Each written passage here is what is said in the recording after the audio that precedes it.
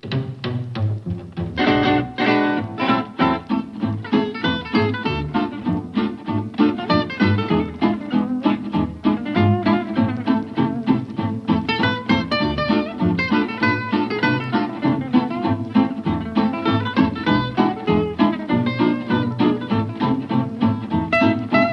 ça sert à quoi d'aller dans l'espace si on n'arrive pas à endiguer un virus? Alors bonjour à toutes et bonjour à tous, merci une nouvelle fois de nous recevoir dans votre salon, dans votre salle à manger, dans vos salles de bain. Vous étiez plus de 17 000 les 4 dernières émissions, soit une moyenne de 4 250 vues par entretien. D'accord. Bonjour Alain. Bonjour Patrick, tu deviens comptable maintenant.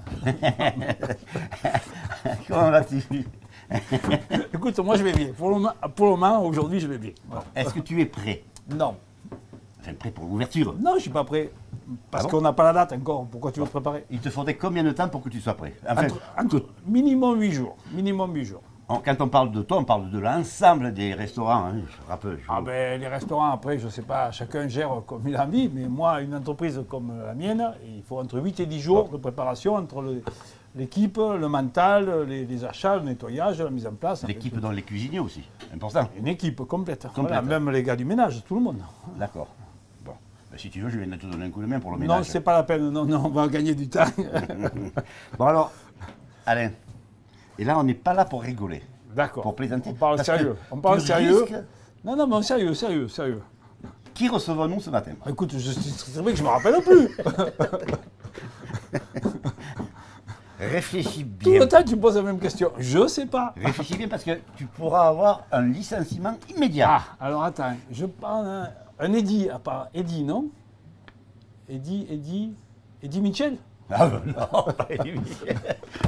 C'est pas un chanteur. Ah, bah, je le sais. Bah, je te dis avec... Attends, il a failli être président de Nîmes Métropole. Ah, je sais. Alors vas-y. Ah non, je garde pour moi. Bon, allez, je te le dis. Eddy Valadier, maire de Saint-Gilles. Parfait. Ah, tu vois, j'ai... Bon. Alors Eddy Valadier, bravo. Écoute, je tiens à te féliciter. Ben, alors écoute, si tu veux, nous allons le rejoindre de ce Eh bien, pas. écoute, avec plaisir. Merci, à tout à l'heure. On va éviter vous les repas donc, clandestins parce tranquille. que... On reviendra, je l'espère, dès la mi-mai. Eh bien écoute, C'est ce qu'on alors dis souhaite. donc, comment ça se gère cette pandémie à Saint-Gilles? Oh ben, je crois qu'on fait un petit peu comme toutes les collectivités. À la fois, on a tout de même on l'a déjà quand même fortement intégré, puisque ça fait déjà plus d'un an, Ça fait qu'on 13 est mois. dans ce contexte sanitaire. Donc malheureusement, on arrive dans une certaine routine dans la gestion de nos établissements, notamment de nos écoles, de nos mairies, dans la surveillance qu'on donne aux espaces publics avec nos polices municipales. Bon, c'est pas toujours facile, je dois avouer qu'on est impatient d'en sortir. Bon alors, je voulais te lire un petit mot que m'a envoyé une personne que tu connais bien, Huguette. Oui, Huguette Sartre, avec qui j'étais encore au téléphone dès 8h ce matin. Ah mais c'est une élève tôt. Hein. Oui, c'était une élève tôt, effectivement. Alors simple, je lui ai dit, qu'est-ce que tu pourrais nous dire sur Eddy? Alors elle m'a dit simplement, je peux te dire que je suis heureuse d'avoir fait équipe avec lui, que j'ai appris à le connaître et à l'apprécier. Je suis admirative du travail qu'il a accompli sur sa commune, c'est-à-dire Saint-Gilles, ensemble sur notre canton. Bien sûr, je suis très heureuse de me représenter avec lui sur le canton de Saint-Gilles. Voilà. Moi, je crois dans ces quelques mots qu'on reconnaît Madame Sartre, notre chère Huguette. C'est une personne elle-même formidable et je lui retourne les compliments qu'elle me fait parce que effectivement, c'est d'abord une personne qui est humainement très attachante, c'est une personne qui est sensible, c'est une personne qui prend soin de l'autre, des autres. Et puis aussi, c'est une élue, que ce soit sur Millau ou au conseil départemental du Gard, qui est très engagée, qui est très attentive au dossier, qui est très présente. Donc c'est vrai que je crois qu'on a fait, et j'espère qu'on refera un bon bilan. Je vous le souhaite vivement. C'est gentil. Ouais, je vous le souhaite vivement. Allez Patrick, on va commencer. Allez, c'est parti, on y va.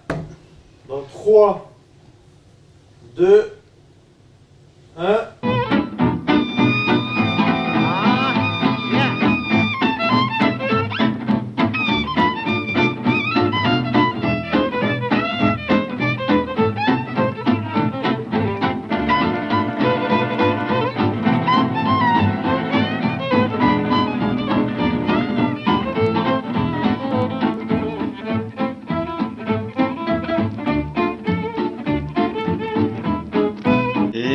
action!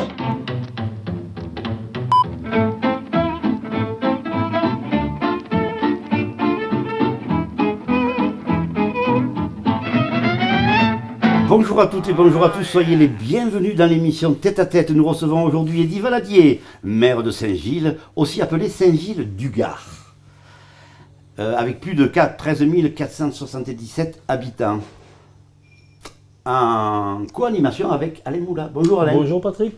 Ça va? Bonjour. Je te présente à Eddy. Je connais, c'est bon. Bon, ça va.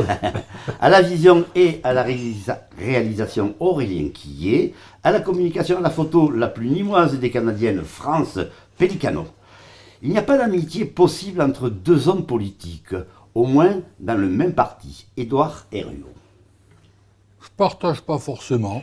Ouais. Moi, je crois qu'on peut, on peut vivre sans inimitié, on peut pouvoir affirmer certaines différences, certains points de vue qui sont parfois qui sont pas complètement similaires, sans pour autant nourrir d'inimitié. Tu penses que c'est possible d'avoir des amis en politique, un ami en politique, des amis en politique?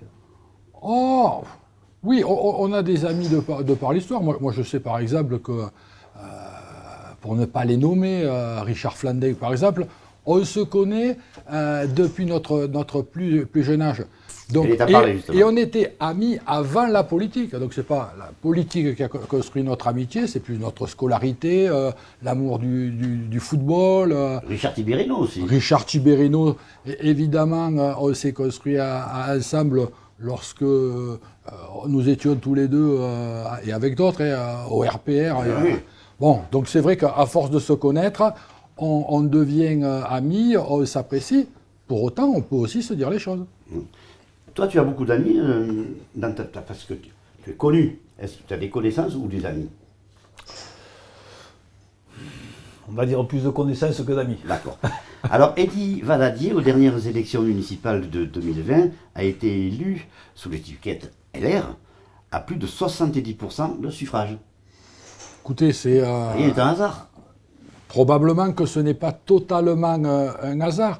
En 2014, moi je m'étais engagé sur la base d'un programme et je crois que ce que reconnaissent nos concitoyens envers leurs femmes ou leurs hommes politiques, c'est le respect de leurs engagements. Et nous avons quasiment respecté l'ensemble des engagements que nous avions pris devant les Saint-Gilloises en 2014. Et je crois qu'en 2020, ils nous ont accordé massivement leur confiance parce que nous avions fait ce que nous avions dit. Ton engagement pour Saint-Gilles n'est pas récent. Tu as été également premier adjoint, au maire de 2008 à 2010, c'est ça? Exactement. Puis conseiller municipal d'opposition entre 2010 et 2014. Exactement aussi.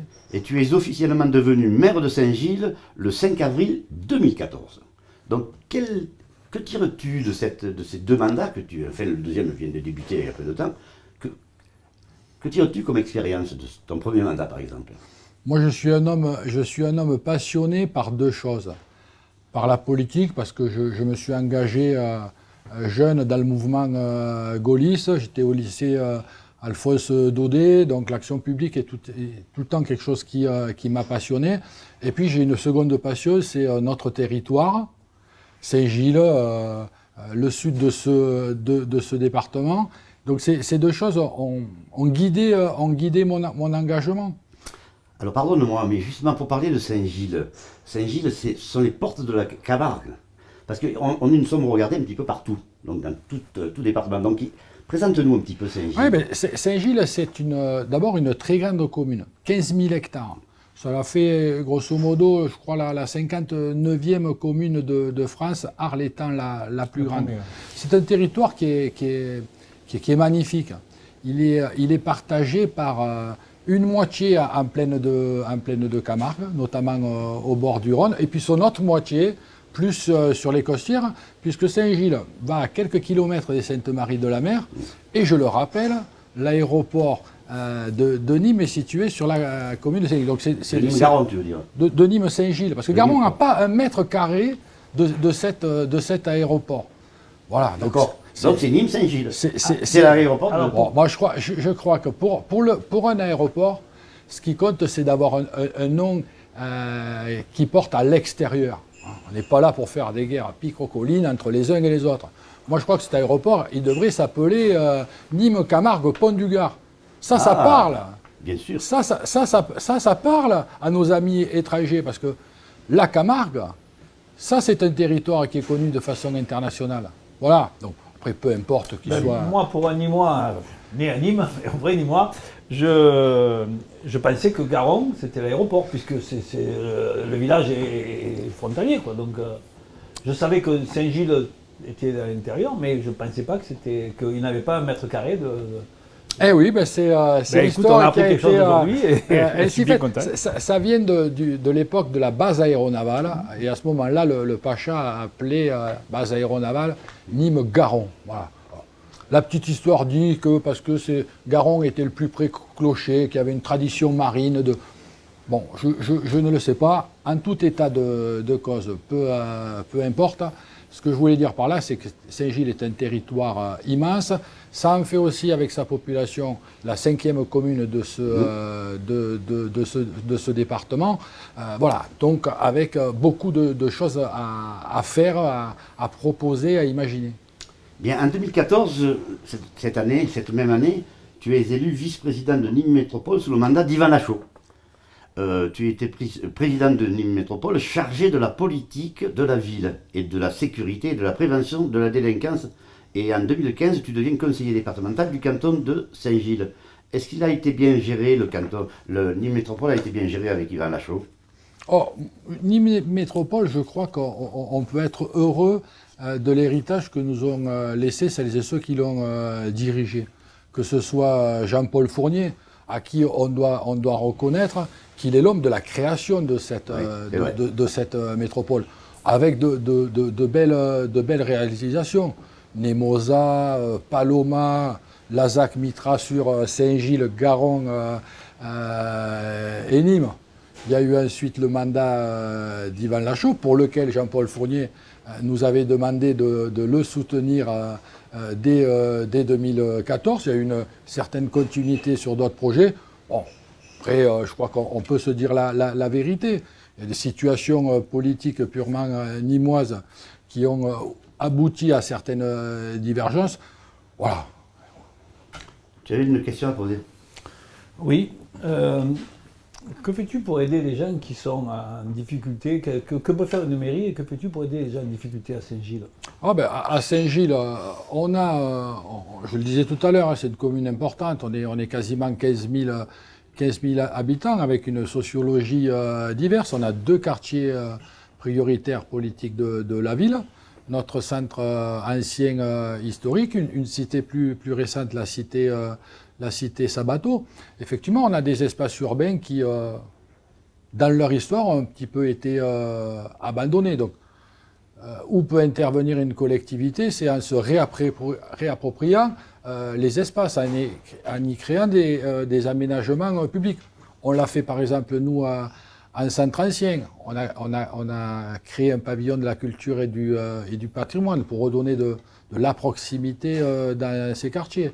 On a réaménagé fortement les espaces urbains pour que les Saint-Gilloises et les Saint-Gillois, peut-être plus encore les plus défavorisés que ça, se réapproprient les espaces.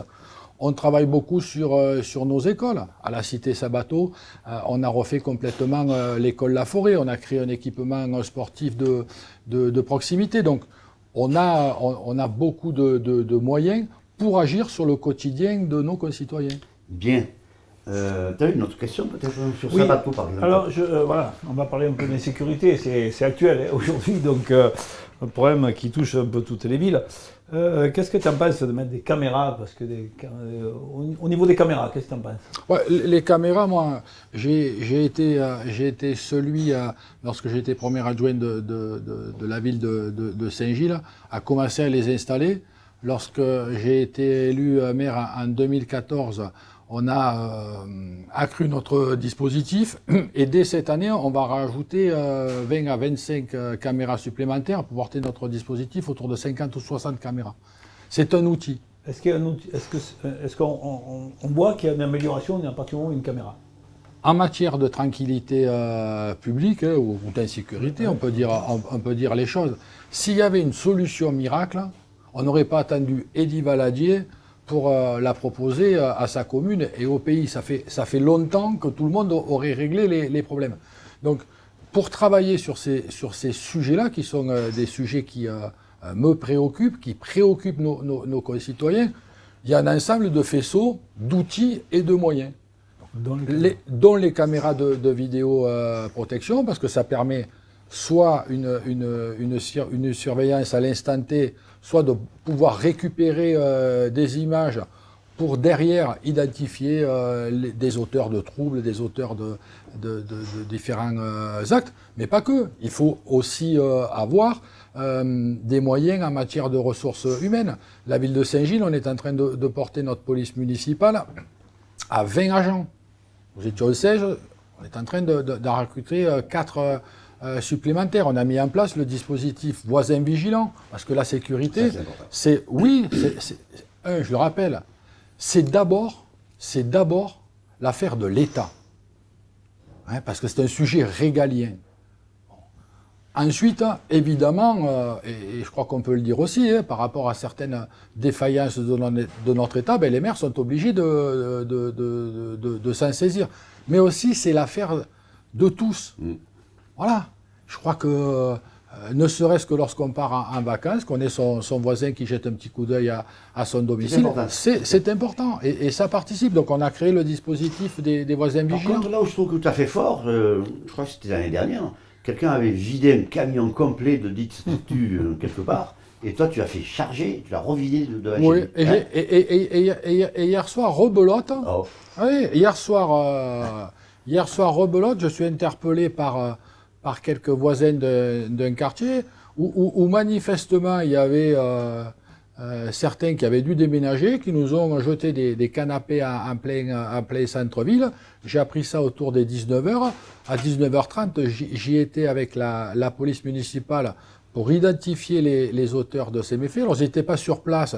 Ce matin, j'ai demandé qu'on enquête auprès du propriétaire pour voir si ces personnes étaient toujours sur Saint-Gilles. Et ce week-end, on a eu un dépôt sauvage sur le long du canal du Baronne. On a réussi à trouver un document qui identifiait la personne qui avait déchargé. Pas plus tard qu'hier, j'avais ma police municipale qui était. C'est intolérable. C'est d'autant plus intolérable que toutes les communes, hein, Saint-Gilles, peut-être un peu plus que les autres, mais pas que, on met des moyens très importants en matière de nettoyage, en matière de surveillance. L'agglomération ouvre ses déchetteries tous les jours. Celle de Saint-Gilles est ouverte, y compris le dimanche. Donc il n'y a aucune excuse pour celles et ceux qui polluent notre environnement. Parfait. Bon alors, qu'as-tu voulu dire « je suis un homme libre » Ça veut dire quoi, ça, exactement? Ah bah, libre, d'abord c'est ce qui... Politiquement? Oui, à tous les égards. D'abord, c'est ce qui fonde mon engagement. Moi je me dis, je suis un gaulliste social de droite. La liberté, c'est quelque chose de fondamental. Ce que j'ai voulu dire lorsque j'ai fait cette interview à la presse, c'est que deux choses. C'est d'une part que je n'étais inféodé à personne. Voilà. Donc je ne prends pas des ordres chez les uns, chez les autres. Et la deuxième chose que j'ai souhaité dire par là, c'est que je ne m'interdisais rien dans mes prises de parole. Voilà, je crois beaucoup à l'expression, au dialogue, et comme je le disais en début de cette interview, je ne m'interdis pas de pouvoir m'exprimer sur certains sujets, de donner mon opinion, bien sûr, dans le calme, avec force d'argument. Bien, on va en parler. Tu n'es pas soutenu par aucun parti? Ah ben, être soutenu, c'est différent. On peut être soutenu sans être inféodé. D'accord. Donc, plus rien n'est comme avant, ou tout est comme avant. Ah, pour moi, tout est comme avant. J'ai toujours eu cette attitude. Pourquoi as-tu jeté l'éponge? Ils étaient trop forts. Et est-ce le pouvoir de Jean-Paul Fournier et de Franck Proust qui t'ont décidé à ne pas continuer à être concernant Nîmes Métropole?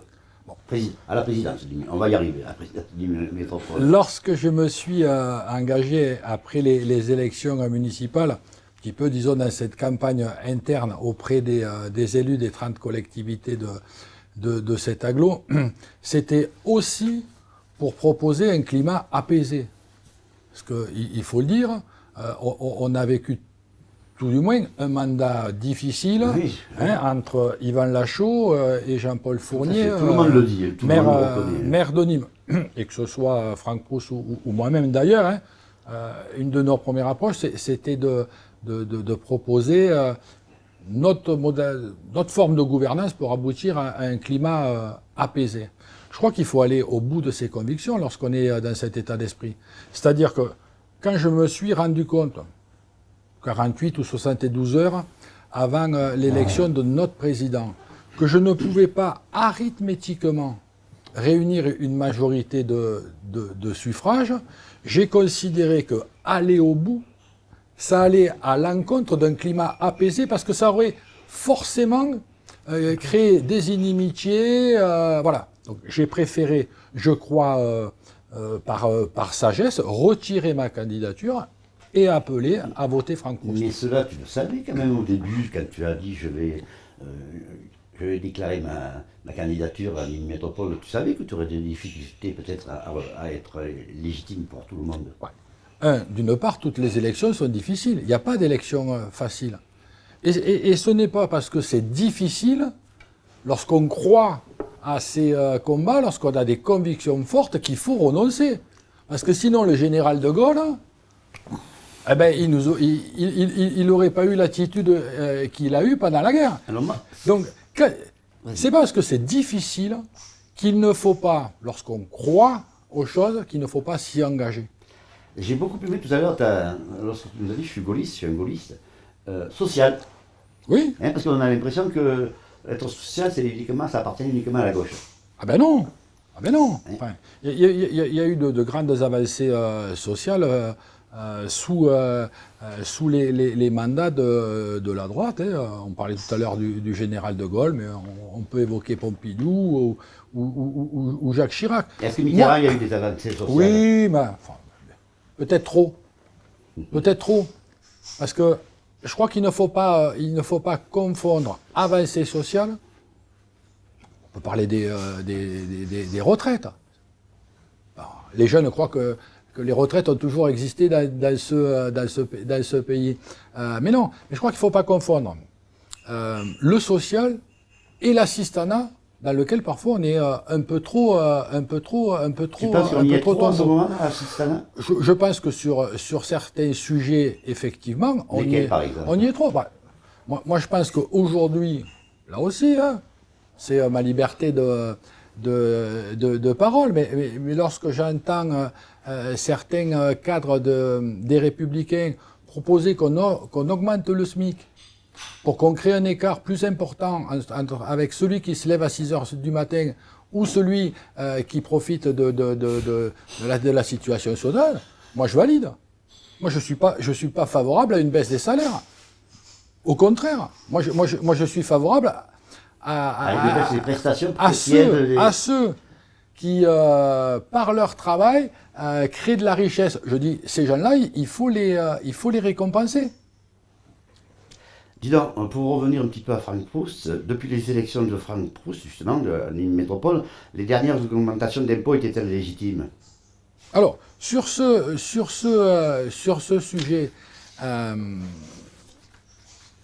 effectivement, je crois qu'il y a des éléments qui nous ont été présentés au début de la mandature de Franck Proust. Je me rappelle au mois de septembre, où les services ont commencé à nous proposer en nous disant tout est ouvert, on pourrait réfléchir à des augmentations fiscales, y compris des augmentations en matière de fiscalité économique. Je me souviens très bien, ils ont dit pour les petites entreprises, la CVAE est peut-être insuffisamment valorisée. J'ai été de ceux qui ont dit au président Franck Proust qu'il ne fallait pas s'engager dans cette voie-là. Il a fait preuve d'écoute. En matière de taxe sur les ordures ménagères, venons-en. j'ai été de ceux, avec d'autres, pas qu'Eddy Valadier, qui, à Yvan Lachaud, lorsqu'il était président, lui avons dit qu'il allait trop loin dans les baisses. Donc, lorsque le président Franck Proust a proposé, il y a quelques semaines, une augmentation de 1 point pour passer de 10,70 à 11,71, j'ai été de ceux qui ont soutenu cette proposition. À l'inverse, lorsqu'au moment du débat d'orientation budgétaire, il nous a été proposé la création d'une taxe GEMAPI pour prélever près de 3,6 millions d'euros sur les foyers ou sur les acteurs économiques. J'ai été de ceux, mais pas que. Il y a eu aussi Jean-Paul Fournier qui s'est exprimé pour dire à ce moment-là, notre président Franck Proust, que ça allait trop loin, que c'était trop, qu'il fallait trouver d'autres mesures d'économie. Alors, quelle a été la solution dans ces cas-là? Je crois que Franck Proust a écouté au moment du débat d'orientation budgétaire, ce qui a fait que nous sommes arrivés à réduire ce prélèvement de près de 40%. Voilà, donc moi, j'ai pas d'attitude manichéenne. Moi, je suis un pragmatique. On va en reparler de tout ça.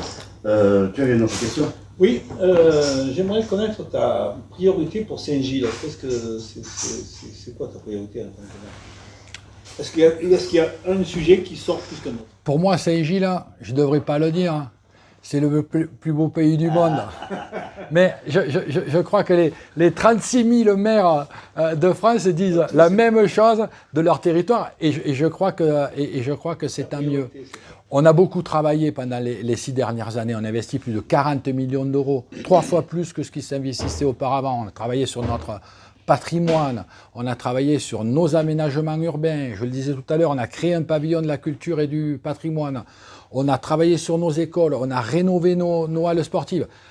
Aujourd'hui, il reste encore beaucoup à faire dans tous ces domaines, mais il y a un chantier que je veux engager et lancer, c'est un projet que j'appelle Sur le Canal, c'est-à-dire se réapproprier l'ensemble des espaces urbains qui jouxtent le canal du Rhône à 7 et notre port, et à terme pouvoir agrandir le port de Saint-Gilles. Ça, c'est quelque chose qui, entre autres, est un des objectifs de ce second mandat et des années à venir. On va aller assez vite. Tu as dit, je dois beaucoup à Jean-Paul Fournier. Pourrais-tu dire la même chose maintenant?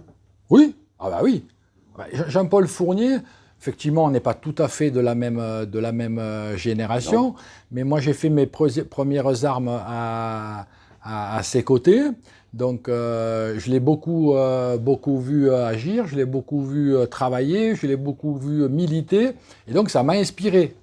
Ça m'a inspiré dans ma fidélité à mes convictions, et puis dans l'assiduité que j'ai eue à agir. Justement à ce propos, Jean-Paul Fournier a même dit que tu devais te calmer, que tu n'aurais pas les compétences, je l'ai lu ça, que tu n'aurais pas les compétences pour gérer une agglo. Faut-il avoir été ex-député européen pour avoir des aptitudes requises pour gérer une agglo? Comme je disais tout à l'heure, chacun peut avoir un avis sur une situation. Donc Jean-Paul Fournier, d'abord, on connaît son franc-parler. Bien sûr. Et son franc-parler, je crois que c'est plutôt une qualité. Voilà. On sait que Jean-Paul Fournier, il dit les choses. Il dit les choses telles qu'il les pense et il emploie ces mots. Ça peut parfois apparaître brutal, mais ceux qui connaissent Jean-Paul Fournier savent qu'au contraire, c'est plutôt un sentimental. Donc, le connaissant très bien, lorsqu'il a dit ces mots peu aimables à mon égard, je les ai pas mal pris. Et ce que j'ai dit, je crois, à ce moment-là, c'est que les écarts de langage, si on peut appeler ça un écart de langage, c'était pas bien grave. Et pour tout vous dire, on a pris le petit déjeuner ensemble il y a moins de 15 jours dans son bureau à Nîmes. Donc vous voyez. Donc on met bien souvent le mouchoir dans la poche, tout ce qui a été dit. Non, c'est pas. Je crois qu'il faut. Non, mais je crois qu'il faut relativiser les enjeux.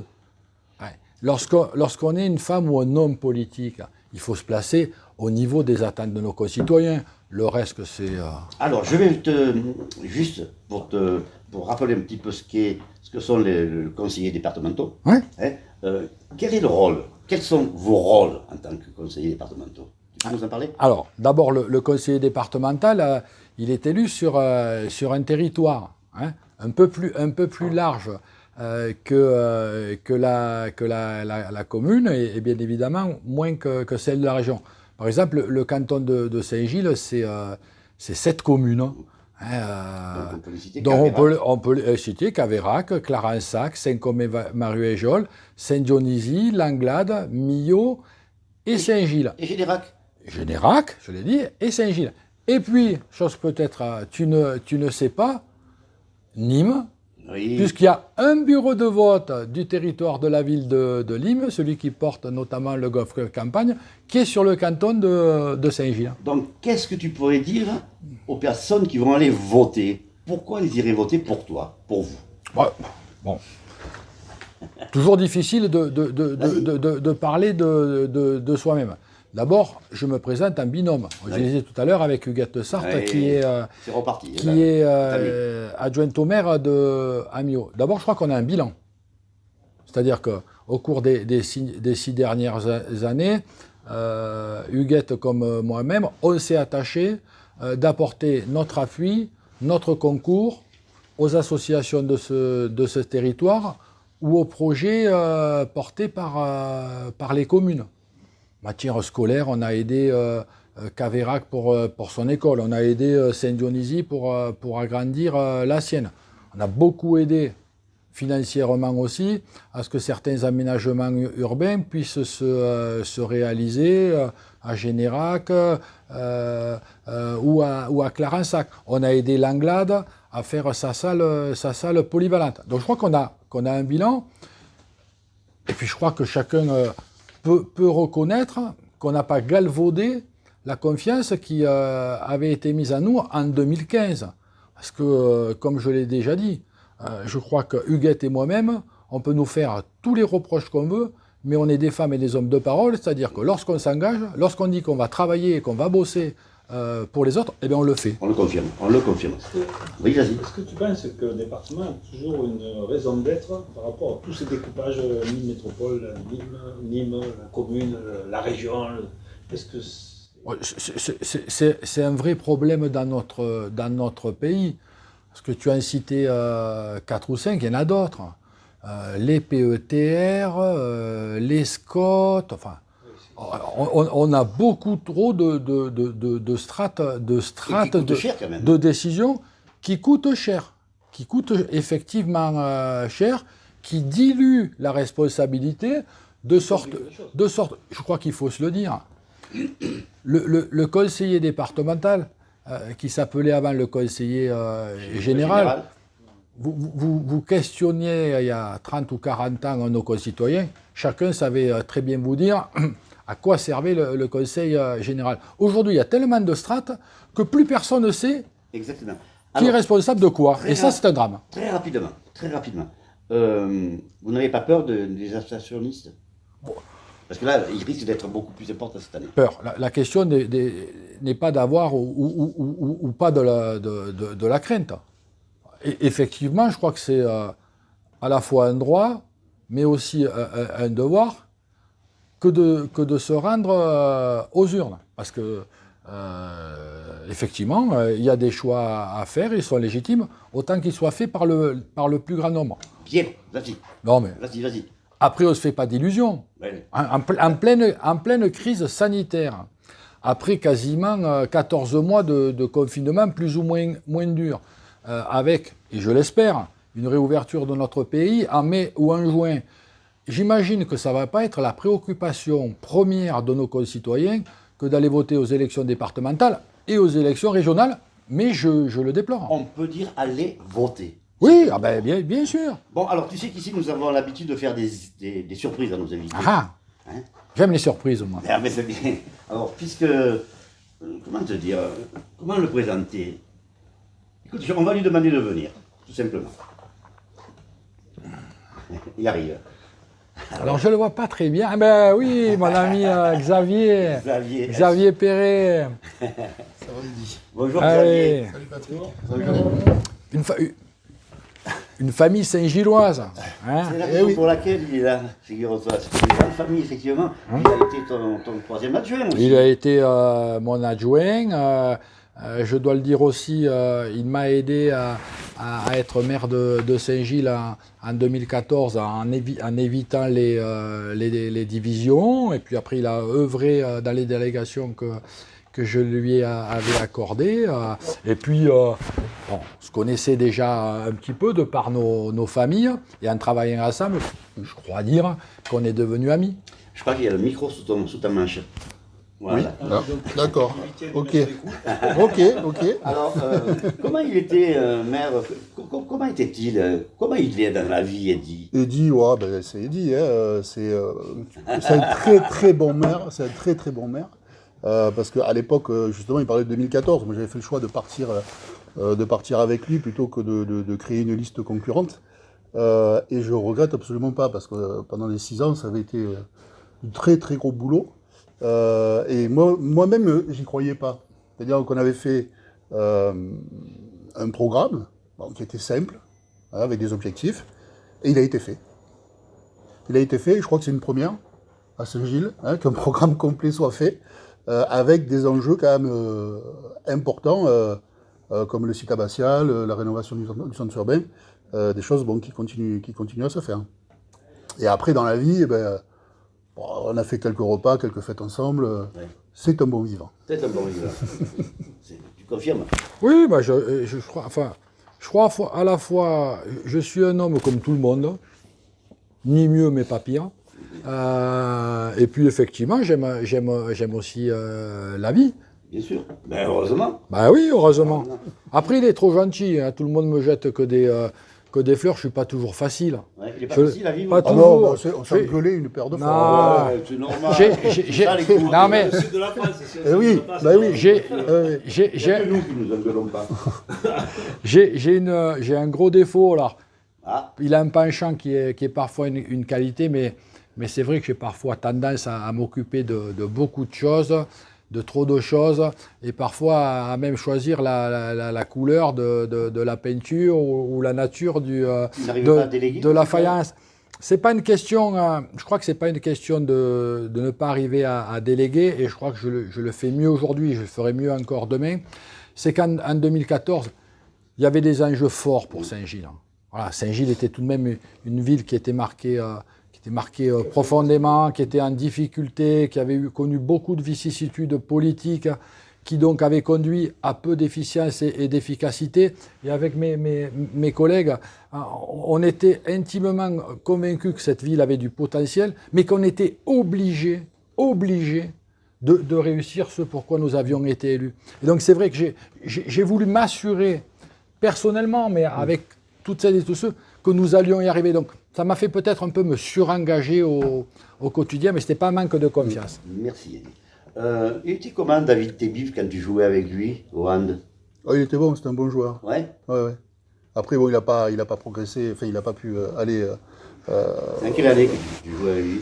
C'était dans les années 85-86. D'accord. On avait fait le championnat de France inter-lycée, inter-collège. Toi, tu étais à Nîmes, tu étais à Saint-Gilles et à Nîmes. Hein? Oui. Alors, à un moment donné, tu as préféré la Confédération des petites et moyennes entreprises. Oui. Et laisser tomber. Alors, je ne l'ai pas laissé tomber parce que bon, il sait je que. provoque. Hein. Voilà. Non, mais il sait qu'il a tout mon soutien dans tous les cas, que je ferai toutes les campagnes s'il a besoin et que j'irai même distribuer les tracts dans les boîtes aux lettres, parce que j'en ai fait des kilomètres. Rappelle-nous ce qu'est cette confédération des Alors, c'est la CPME. Hein, tu es le président. Oui, je suis devenu le président, oui, parce que c'est un syndicat patronal, essentiellement dédié, on va dire aux patrons, ceux qui engagent leur patrimoine dans leur entreprise. Voilà, donc c'est beaucoup de PME, de quelques ETI et des TPE, essentiellement. Ah oui, voilà. Oui, d'accord. Donc tu es chef d'entreprise, toi aussi. Bah oui. Tu peux nous en parler un peu? Tout très vite, c'est compliqué. Nous, en fait, la situation... moi, je suis dans l'aménagement d'extérieur, je travaille beaucoup avec les professionnels du tourisme, dont les restaurants, etc., les campings, voilà. Donc, pas la peine de faire un dessin. En ce moment, c'est très, très compliqué. 2 ans en arrière, on faisait 3 fois plus de chiffre d'affaires que cette année. Pour dire, c'est vraiment... voilà. Mais bon, on sait que ça va repartir. Il y a des aides de l'État, enfin bon... donc je n'ai pas trop de soucis. Quoi. Pas trop de Alors soucis. tu as dit à cette PME, je vais faire du Xavier Perret. Oui. Pourquoi il ne faisait pas correctement, Xavier Doué? Si, mais parce que... Bonjour, Xavier. Ben oui, bonjour, oui, bien sûr, parce que, si tu veux, l'histoire, c'est que la CPME, c'est un syndicat qui a beaucoup été marqué par la famille Doué. Henri, Xavier, etc. Et donc j'avais dit à un journaliste... oui, moi je m'appelle Xavier aussi, mais c'est Xavier Perret, c'est pas Xavier Doué. Et donc c'est un nouveau président avec des nouvelles ambitions et un nouveau type de travail. Voilà, c'est pour ça que je... Tu es arrivé à les mettre en place, toutes tes ambitions que tu avais pour la CPME. Ah ben ça fait non. un an que tu... Ah oui, 1 an, moi je suis arrivé en pleine crise. Ouais, Catastrophique. Et lui, pour combien de temps? 3 ans. d'accord. En pleine crise, c'est catastrophique au niveau des entreprises, ça donne beaucoup de travail. Et puis ça nous gêne beaucoup parce qu'on ne peut pas se réunir, on fait beaucoup de distanciel. Et on se rend compte qu'avec le distanciel, les gens ne sont pas très mobilisés. Donc bon, c'est compliqué. On répond beaucoup aux urgences. On est comme s'il y avait un feu et qu'on avait que des seaux d'eau, quoi. Dis donc, toi tu n'y es plus, mais il y a ton épouse Delphine qui t'a également adjointe, c'est ça? Oui, Delphine Perret était déjà beaucoup engagée localement, notamment auprès de nos acteurs économiques et ceux qui sont au plus proches, c'est-à-dire nos commerçants et artisans. Donc effectivement, je lui ai confié cette tâche de l'action économique sur Saint-Gilles. Alors, comme le disait Xavier, hein, effectivement, période qu'on traverse et les 14 mois que nous venons de passer sont difficiles pour tout le monde. Mais il n'empêche que chacun profite de ce temps pour préparer l'avenir. Parce que je vois que Xavier Perret a confiance en l'avenir, dans son entreprise, c'est qu'il va rebondir. J'espère que ça vaut aussi pour tous nos acteurs économiques. Je crois qu'il faut garder confiance. Bien sûr. Donc c'est une affaire familiale. Pas du tout. Non, en fait, ça s'est passé que moi, j'étais... à la fin du mandat, j'étais appelé par le monde de l'entreprise, parce que c'est ce que je connaissais avant, et j'avais envie d'y revenir. Voilà, donc je voulais arrêter. Et on a eu quelques discussions avec Eddie, il dit, moi, ne déconne pas, voilà, ben bon. Et un jour, on discutait avec mon épouse, qui, comme a dit Eddie, et c'est quelqu'un de très impliqué dans la vie locale. J'ai dit, mais pourquoi tu ne pars pas sur la liste, etc. Et là, elle m'a dit quelque chose qui m'a profondément énervé. Elle m'a dit, est-ce que tu crois que je suis capable? Alors là, je lui ai dit, si tu es capable, tu vas y aller. Propose-toi, propose d'intégrer la liste d'Eddie. Et tu verras bien que le travail, tu le feras. Bon, les portes étaient ouvertes là. Voilà. Hein? Donc du coup, il a accepté que je reparte pas. Ça représente combien d'adhérents à la CPME? On est 300. Ouais. Ouais. Bon, vous arrivez tous à... 300 adhérents, enfin, à jour de leur cotisation, parce qu'on est jusqu'à 600 en fait. C'est bien ce que il m'avait semblé dire. Tu as une question pour Eddie? Pour Xavier? Oui, pour Eddie. Un maire de 400 000 habitants, c'est un maire qui est dans son bureau et qui s'occupe des projets, ou c'est quelqu'un qui est sur le terrain, qui serre beaucoup de mains et qui est au contact permanent de sa population? C'est les deux. Les deux. Il faut faire on les... te voit dans les cafés, dans les restaurants, on te voit serrer les mains. Malheureusement, pas depuis quelques mois. Et tu sais bien, tu sais bien pourquoi. Il voulait savoir si tu étais vraiment populaire. Oh, c'est pas moi de le dire. Oui, mais c'est pas. Moi, je sais pas si je suis populaire. En tout cas, moi, je suis un homme simple. Moi, je crois avoir un contact facile avec tout un chacun, et en particulier les Saint-Gilloises et les Saint-Gillois. Moi, j'ai jamais changé de numéro de téléphone. Tout le monde connaît mon adresse. On vient me voir quand on veut. Donc, j'aime le contact. Après, il faut aussi être un homme de dossier. Donc, il faut aussi qu'il y ait du travail en bureau, avec des partenaires. Il faut savoir travailler avec l'agglomération, avec le département, avec la région, parce que le maire ne dispose pas de tous les pouvoirs. Il faut aller chercher aussi beaucoup de subventions. c'est aussi le nerf de la guerre. C'est bien beau d'avoir des idées, c'est bien beau d'avoir des projets, mais si on ne se met pas en capacité de les réaliser, ça reste ce qu'on dit, des discussions de comptoir. Donc je crois que la vie, c'est un équilibre.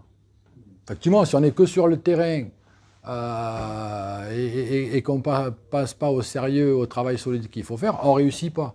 Et si on s'enferme dans une tour d'ivoire et si on n'est pas au contact des préoccupations des conseils, on s'enferme aussi dans une autre tour. La réussite, c'est un maire accessible. Oui, je le crois.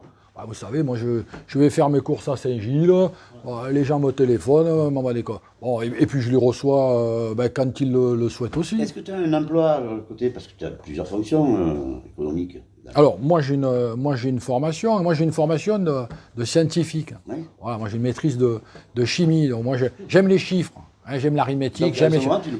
Donc ça me sert pour les subventions. Et pour faire en sorte que Saint-Gilles soit une ville bien gérée, avec un bon excédent budgétaire pour qu'on puisse investir sans augmenter les impôts. Donc oui, je n'ai pas eu qu'une carrière politique et j'ai une formation. J'ai eu un métier que je détiens toujours, puisque je travaillais pour le ministère de l'Environnement et que j'aidais les collectivités à améliorer l'écologie, nos espaces urbains. Mais je dois le dire aussi, être maire de Saint-Gilles, conseiller départemental et travailler à l'agglomération, il faut y consacrer beaucoup de temps. Et dans la vie, c'est mon opinion, si on veut tout faire, on finit par rien faire. Donc moi j'ai fait le choix en 2015 d'abandonner mon activité professionnelle pour me consacrer pleinement à mes mandats. Et le jour où je serai plus élu, et ça arrivera un jour, je retournerai à mon activité professionnelle, à moins que je sois arrivé à la retraite. On ne sait pas. Dernière question. Xavier, quelles sont les priorités que vous devez mettre en œuvre à cette PME 30? Les priorités, elles sont nombreuses. En fait, les priorités, c'est de retrouver le présentiel. Donc miser sur la stratégie du gouvernement par rapport à tout ce qui est vaccination, gestes barrières, pour améliorer les conditions et qu'on puisse enfin faire des réunions, parce que ça manque vraiment. Et après, dans quelques mois, il y a les élections à la Chambre des métiers, à la Chambre de commerce. Donc nous nous mettons bien entendu sur les rangs, avec des candidats, avec un programme qui est en cours d'élaboration. Vous avez un candidat alors pour la Chambre des métiers par exemple? Bien sûr. Alors c'est qui? Pour l'instant, je ne le dis pas. En tout cas, Xavier, je voulais vraiment te remercier d'être venu. C'est moi, ça me fait plaisir. En plus, comme on disait, Eddy, c'est vrai que c'est quelqu'un d'accessible, mais c'est quelqu'un de très, très, très occupé. Et la dernière fois que je l'ai vu, c'était l'été dernier. Et quand tu m'as invité, j'ai dit, allez hop, ça me permettra de le voir, de discuter après 5 minutes, parce que c'est toujours des bons moments. Nous, on t'aime bien, hein. Enfin, moi, je t'aime bien. Aussi, oui. Donc, il y a ça aussi, c'est important, toi aussi, j'ai dit. Oui, effectivement. Les liens humains sont quelque chose qui sont incommensurables. Alors, avant de dire au revoir à tous et à toutes, merci. Alain Moulin. Merci de nous recevoir. Pour ces élections. Oui, donc on en saura un peu plus dans combien de temps? Quand les candidats seront déclarés. C'est un bon politicien. J'ai appris. Hein. Dis donc, Alain, oui. Tu continueras avec nous, là, quand même avec l'ouverture de Je vais réfléchir. Mais bien sûr que je continue. Alors, ça va. Alors, une nouvelle fois, merci. Non, c'est moi qui ai eu plaisir à dialoguer, à exprimer. Je suis l'émission. Oui, je suis les émissions parce qu'effectivement, les nouvelles technologies de l'information, on lit la presse le matin, mais si on veut aussi se tenir au courant de ce qui se passe, les nouvelles technologies sont importantes et effectivement, votre émission, alors, comme je suis quelqu'un d'honnête, je ne l'ai pas tout le temps suivi, mais il y en a certaines qui ont attiré mon regard. Parfait. Parfait. Bientôt, nous recevons le maire de Marguerite, Rémi Nicolas. Oui, Rémi Nicolas. Merci beaucoup, Xavier, encore une nouvelle fois d'être venu. Merci à vous deux. Et puis, merci à toi. Merci à tous. Merci à Aurélien Quillet, notre réalisateur, l'homme à la vision. Merci à France Pellicano, la plus française ou la plus nîmoise des Canadiennes, qui s'occupe de la communication de l'émission et des photos. Merci à toutes, merci à tous. À très bientôt. Bye bye.